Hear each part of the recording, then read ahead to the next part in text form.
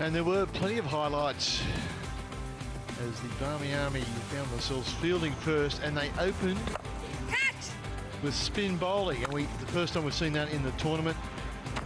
Been a Chetri from Nepal got the new ball. The first wicket was allowed. Stair Callis taking on mid-off and losing.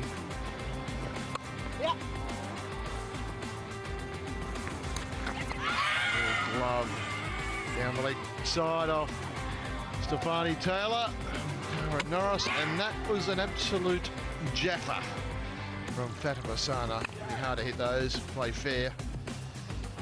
3 for 33. The Tornadoes to Luce and Miles got together. Natasha Miles, who 10 balls to get off the mark, but after that struck the ball incredibly well.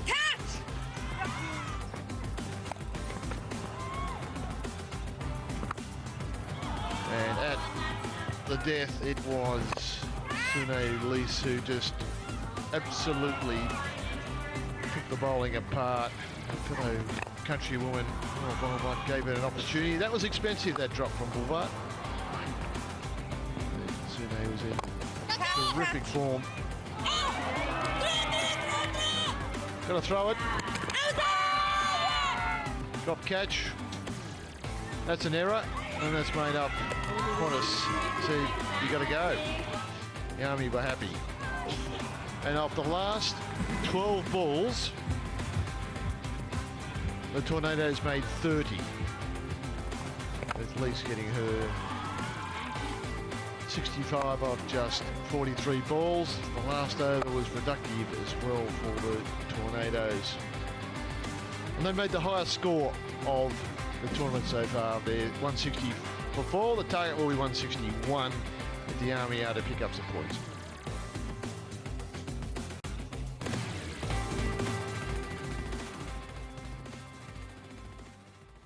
Pretty brutal economy rates there. Watching the highlights, remembering they were chasing the highest score in the comp so far, the 161 for 4 posted by the Tornadoes, but the authoritative way that Winfield Hill started against the seam and swing of Diana Bay here, it just laid a foundation, it laid a marker. They were going to really go for it inside the first 6. Yeah, and that's where the game, you know, a lot of games are won or lost with inside the power play, and they took advantage. That was the chance. That's the one chance Lauren Winfield Hill gave. It was put down, and then she was able to do this. She was able to hit all around the ground. She was able to hit into the offside, into the leg side, and she really did dominate today. Yeah, Cinderella McGar put down that opportunity, her second drop of the tournament. She takes that, it might be a different game because scoreboard pressure would have been there defending 161, but it ended up being very similar to last year when these sides played. The Barmy Army was set 152 and chased it down in the 16th over. Well, today they've chased down 161 in 15.4, and you can see they went the whole way through. It wasn't as though they changed gears when the power play ended. They just saw that as an extra challenge to play the ball through different parts of the ground, and Winfield Hill in the process, good acknowledgement there. Just the 3rd century in Fairbreak Invitational history. 2 last year and the first here in Hong Kong in 2023. Saw there Laura Woolvart getting in on the act in what became the penultimate over. Such an experienced pair. And wave that Barmy Army flag. So after not making enough runs against the Spirit, they have now knocked off both of the finalists from last year, the Falcons and the Tornadoes, who are in a lot of strife. They won the competition last year, Alex.